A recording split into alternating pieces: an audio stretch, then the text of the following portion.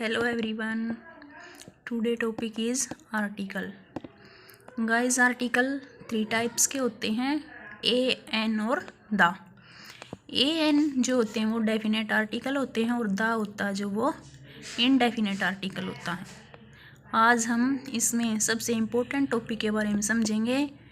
यहाँ पर हम कई कंसेप्ट क्लियर करेंगे, जैसे आर्टिकल 2 तरह के होते हैं, और आज हम यह भी जानेंगे कि ए का यूज़ कहाँ पर होगा और एन का यूज़ कहाँ पर होगा।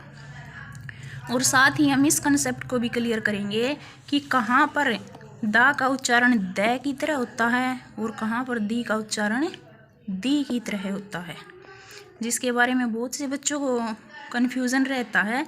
तो चलिए स्टार्ट करते हैं ए, एन और द के बारे में।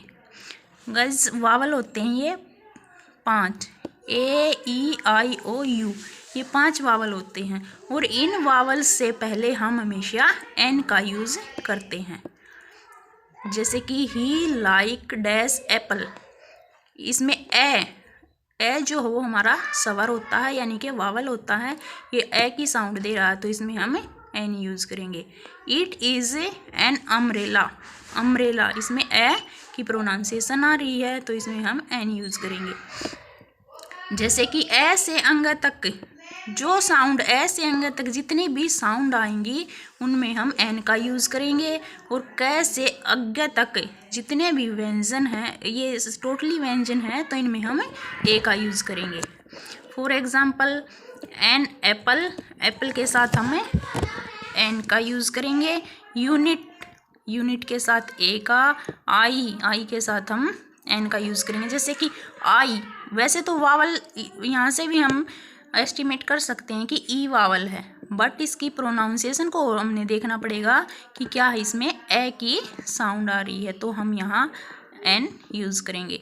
मोस्टली स्टूडेंट जो कंफ्यूज रहते हैं उनको सिंपल सा मेथड यही है कि जो भी वर्ड दिया गया है जिससे पहले हमें आर्टिकल फाइंड आउट करना है या आर्टिकल फिल करना है, उसकी हम प्रोनाउंसिएशन को एस्टिमेट करेंगे कि ये वावल की साउंड देता है या कॉन्सोनेंट की। It's clear. अब हम जानेंगे ये एन और कहाँ यूज़ होता है, जहाँ एच साइलेंट होता है। गाइस, जहाँ पर एच साइलेंट होगा वहाँ पर भी एन का यूज़ होगा। जैसे एन आवर, इसको हम हावर नहीं बोलते, इसको, इसमें एच साइलेंट होता है, आवर बोलते हैं इसको। होनेस्ट भी इसको, इसकी प्रोनाउंसिएशन नहीं होती, इसकी ऑनेस्ट होता है, तो इसमें क्या हुआ, एच साइलेंट। एच साइलेंट के मेनली 2 वर्ड ऐसे हैं ये जिनमें एन का यूज़ होता है, तो ये इजीली आपको कंसेप्ट क्लियर हो जाएगा। ए एन जो है केवल ये भी रिमेन की बातें हैं कि ए और एन है जो केवल काउंटेबल नाउन से पहले आएगा। यूज़ ऑफ द, अब हम जानेंगे कि द का यूज़ कहाँ पर होगा।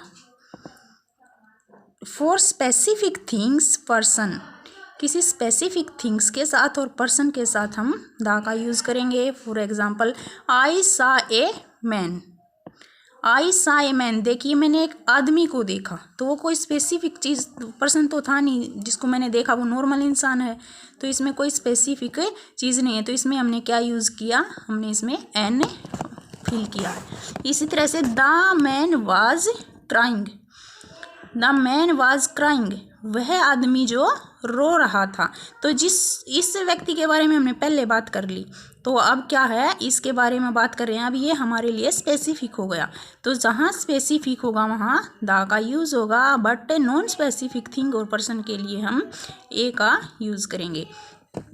नेक्स्ट है सुपरलेटिव डिग्री के साथ द का यूज़ होगा। जैसे कि it is the highest mountain peak, highest जो है सुपरलेटिव डिग्री है इसकी, जैसे हाई, हायर, हाईएस्ट, तो हाईएस्ट जो हमारी सुपरलेटिव डिग्री है। और मेनली जो आइडेंटिफिकेशन है सुपरलेटिव डिग्री की गाइज, वो ये भी होती है कि EST मोस्टली डिग्रीज के बाद लगा होता है। इसके बाद हम देखेंगे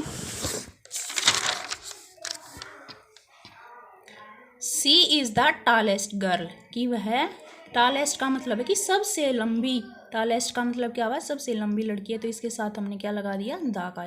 और द का यूज इसके बाद रिवर्स के नाम के साथ होगा, होली बुक के नाम के साथ होगा, एंड न्यूज़पेपर हैं, जितने भी न्यूज़पेपर उनके साथ हैं द का यूज़ करेंगे। एंटायर क्लास है, उसके साथ हम द का यूज़ करेंगे।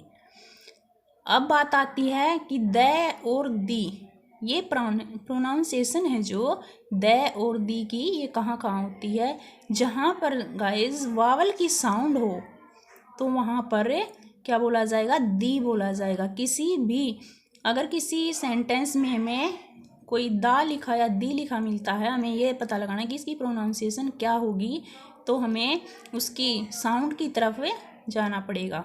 जैसे कि जिस सेंटेंस में वावल की साउंड होती है तो उसमें दी बोला जाता है, और जब कॉन्सोनेंट की साउंड होती है तो द बोला जाएगा।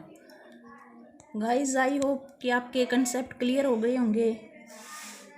एंड ये आर्टिकल का जो टॉपिक होता है ये मेनली इसमें यही कंफ्यूज है।